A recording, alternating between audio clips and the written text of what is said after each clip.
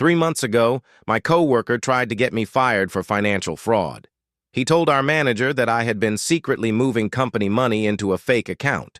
HR opened an investigation. Half the office thought I was stealing, but what nobody knew was that I had already discovered something much worse, because the person who reported me was the same person who had been stealing from the company for almost a year, and the only reason he accused me was because he realized I was getting too close to the truth. My name is Daniel, and I work in the finance department of a mid-sized logistics company. Nothing about my job is exciting. I spend most of my day reviewing invoices, checking payment records, and making sure vendors get paid correctly. It's the kind of job where mistakes matter a lot, but nothing dramatic usually happens. At least, that's how it used to be. Then Ryan joined our department. Ryan transferred from another branch about a year ago. At first, everyone liked him. He was loud, friendly, and always joking around. The kind of guy who instantly tries to become the center of attention in every room. He brought donuts on Fridays. He laughed loudly at his own jokes. He called everyone buddy. Managers loved him because he always talked about how dedicated he was to the company. But something about him felt off. It was small things at first. Ryan loved talking about how hard he worked. "Man, I stayed here until 10 p.m. finishing reports," he would say loudly while we were all making coffee. But the strange thing was, the work he claimed to do never seemed to exist. Reports weren't finished faster. Numbers didn't improve. Deadlines didn't change. But Ryan always made sure people heard how much effort he was putting in. Meanwhile, the rest of us just did our jobs quietly. At first, I ignored it. Every office has a guy like Ryan. But then the accounting discrepancies started. The first one was small. One of our vendor payments was off by about $280. Not a huge deal. Accounting errors happen all the time. Our manager just assumed someone typed the wrong number. But then another one appeared. $420 missing from a transportation invoice. Then another. $350 difference in a warehouse expense report. Individually, none of these errors looked suspicious. But there was something strange about them. They were always connected to reports Ryan worked on. Always. Eventually, our manager asked me to review some of the reports to see what was happening. I didn't think much of it at the time. I just opened the files and started checking the numbers. At first, everything looked normal. Invoices matched. Totals matched. But after about 30 minutes, I noticed something weird. The numbers weren't random mistakes. They were slightly adjusted. For example, a vendor invoice would be $4,720. But inside our payment system, the amount would appear as $4,890. Just a small increase. $170 difference. At first, I thought it was a formatting issue. But when I checked another report, I saw the same pattern. A $3,150 payment had been changed to $3,340. Another difference. Then another. Small adjustments. $120. $200. $160. Individually, they looked harmless. But when I opened more reports, the pattern became obvious. The changes were deliberate. Someone was slightly increasing vendor payments, and the extra money wasn't disappearing randomly. It was being moved into something called a temporary adjustment account. Now, adjustment accounts aren't unusual in finance departments. They're used to fix accounting errors before final reports are submitted. But here's the important detail. Only 2 people in our department manage that adjustment account. Our manager and Ryan. At this point, I wasn't accusing anyone, but I was definitely curious. So later that afternoon, I casually walked over to Ryan's desk. "Hey man," I said. "Quick question about the adjustment account." Ryan spun his chair around. "What about it?" "I noticed a few transfers from vendor payments into the adjustment account," I said. His expression changed for half a second. Then he laughed. "Oh yeah, the system glitches sometimes. I move the extra amounts there until accounting fixes it." That explanation didn't feel right, but I didn't argue. I just nodded. "Got it." Then I went back to my desk. But something in my gut told me the story wasn't true. So that evening, after most people had left the office, I opened the financial database again. This time I looked at older reports, not just the recent ones. And that's when things got interesting. The adjustment transfers weren't new. They had been happening for months, every few weeks, always small amounts. $100, $250, $180, never large enough to trigger an automatic audit. But when I added the numbers together, my stomach dropped. It was over $25,000, and then I noticed something even stranger. The adjustment account didn't keep the money. Eventually, the funds were sent somewhere else, to a vendor profile in our system. The vendor name looked normal. North Valley Equipment Services. It sounded like a company that could easily supply warehouse equipment, but something bothered me about it. So I opened the vendor details: address, phone number, payment history. Then I copied the company name and searched for it online. Nothing. No website, no business listings, no registration, no records at all. It didn't exist, which meant one thing. Someone inside the company had created a fake vendor, and money had been quietly transferred to it for months. My heart started beating faster. I checked who created the vendor profile, and there it was: Ryan. At that moment, I realized what was happening.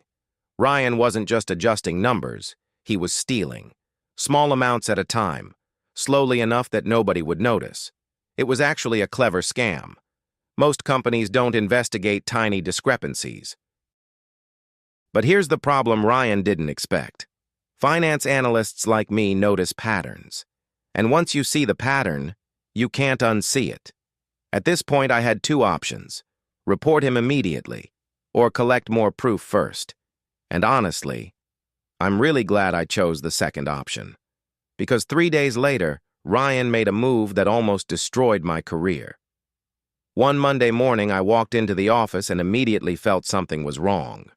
Two coworkers stopped talking when I entered the room. Another one avoided eye contact completely. That's never a good sign. Then my manager walked over. "Daniel, HR wants to see you." My stomach dropped. That sentence never leads to good news. When I entered the HR office, Ryan was already sitting there, and he looked extremely confident, almost relaxed. HR closed the door and began the meeting. "We've received a report about possible financial irregularities connected to your system login." Then Ryan spoke. "I noticed suspicious adjustments in several payment reports," he said, "and they were all processed through Daniel's account." For a moment, I just stared at him. I couldn't believe what I was hearing. Ryan had reported me. He was trying to frame me, which meant something very important. He knew I was getting close to the truth, and he decided the best defense was to attack first. HR looked concerned. My manager looked confused. And Ryan sat there acting like a hero who had just exposed corruption. But here's the funny thing. Ryan thought he was controlling the situation. What he didn't realize was that he had just made the biggest mistake of his entire life. Because by accusing me, he forced the company to investigate the system. And that investigation was going to uncover everything. When Ryan accused me in that HR meeting, he probably thought the situation was over. From his perspective, it was perfect.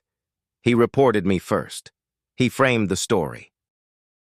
And now the company would investigate my account instead of his. But what Ryan didn't understand was something very important about finance departments. When a fraud investigation starts, they don't just check one person. They check everything. Every transaction, every account, every vendor. And that was exactly the nightmare Ryan had just created for himself. The HR meeting ended with a simple decision. The company would open a full financial review. Our finance director, IT security, and HR would all participate. Ryan nodded confidently, like this was exactly what he wanted. I stayed calm, because by this point, I already knew the truth. But the next few days were still incredibly uncomfortable. Word spread around the office fast. People love gossip, especially workplace drama. By the afternoon, half the department knew that I was being investigated for financial irregularities. Some coworkers avoided talking to me. Others looked at me like I might be some kind of criminal. Ryan, on the other hand, looked like he had just won the lottery. He walked around acting like the hero who saved the company. I even overheard him talking to someone in the break room. "I just couldn't ignore it," he said dramatically. "If someone is stealing from the company, it's my responsibility to report it." I almost laughed. The guy was literally stealing tens of thousands of dollars and pretending to be the whistleblower. But something else started happening too. Ryan began staying late at the office, every night. At first I didn't think much about it, but then I noticed something interesting. Whenever someone walked past his desk, he minimized whatever he was working on. He was nervous, and nervous people make mistakes. 3 days after the HR meeting, my manager told both of us that the official review meeting would happen on Friday morning. That meeting would include HR, the finance director, and IT security. Both Ryan and I needed to bring documentation explaining the transactions connected to our accounts. Ryan looked completely confident when he heard this, which honestly made me a little worried. Maybe he had already deleted the evidence. Maybe he had manipulated the system. But the night before the meeting, something happened that completely changed everything. That evening, I left the office around 6 p.m. About 20 minutes later, while driving home, I realized I had forgotten my notebook on my desk. Normally, I wouldn't care, but the notebook had several transaction notes I wanted for the meeting. So I turned the car around and went back. When I entered the office building again, it was almost empty. Only a few lights were on.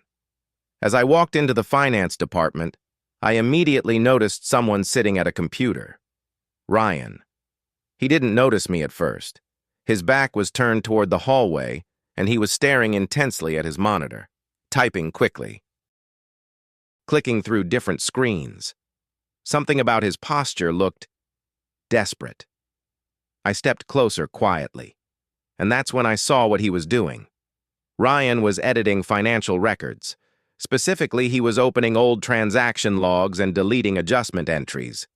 He was trying to erase the transfers connected to the fake vendor. My first instinct was to confront him, but then I realized something. If I confronted him now, he could deny everything. But if I had proof, real proof, there would be no way out. So instead of speaking, I slowly pulled out my phone, and I started recording. The camera clearly captured his monitor, the transaction history, the adjustment account, the fake vendor payments, everything. For about 2 minutes, he continued deleting records. Then suddenly he noticed me standing there. He jumped in his chair. "Dude, you scared me," he said quickly. I pretended to look confused. "Oh, sorry," I said. "I forgot my notebook." Ryan forced a nervous laugh. "Yeah, I'm just finishing some reports." I nodded like nothing was wrong. Then I grabbed my notebook and left. But now I had something extremely valuable: video evidence. The next morning was the review meeting. Ryan arrived early, and he looked confident again, almost arrogant, like he believed he had successfully erased the evidence. The finance director started the meeting. "We've reviewed several financial discrepancies in the vendor payment system," she said. Ryan immediately jumped in. "Yes, and I believe they were caused by unauthorized adjustments made through Daniel's login." He pointed at me again. HR turned toward me. "Daniel, do you have anything you'd like to explain?" I nodded calmly. "Yes." Then I connected my phone to the meeting room screen. Ryan frowned. "What's this?" he asked. I didn't answer. I just pressed play. The video started. The room went completely silent. On the screen, Ryan was clearly visible sitting at his desk, editing financial records, deleting adjustment transactions, accessing the fake vendor account, trying to erase the evidence. The finance director leaned forward. Pause the video. She stared at Ryan. Why are you deleting financial records from the system? Ryan's face turned completely white. He opened his mouth, but nothing came out. Then the IT security manager spoke. Actually, there's something else you should see. He connected his laptop to the screen. A new window appeared. System logs. Even though the records were deleted, he explained, the database logs still show every transaction. Then he opened the vendor account details, North Valley Equipment Services, and underneath it, the bank account information. The IT manager zoomed in. Account holder name, Ryan Carter. The room went silent again. Ryan stared at the screen like someone had just knocked the air out of him. There was no way to explain it, no way to deny it. The finance director slowly closed her notebook. Security will escort you out, she said calmly. Ryan tried to say something, but the words never came.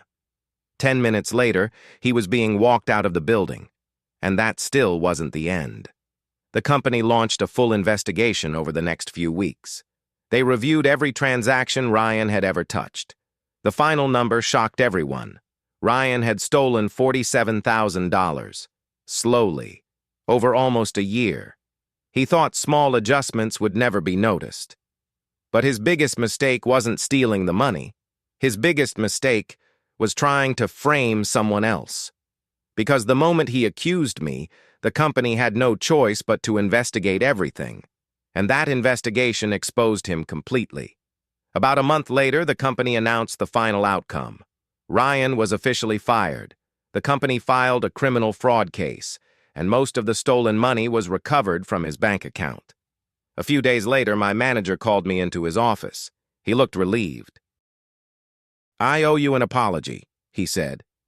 Then he told me something unexpected. The finance director had recommended me for a promotion. Apparently, the way I documented everything and handled the situation impressed senior management. 2 months later, I officially became the new senior financial analyst. Ryan's desk stayed empty for weeks. Nobody wanted it, and honestly, nobody missed him. Sometimes karma takes years, sometimes it takes months, but sometimes all it takes is one coworker getting just a little too confident and exposing himself.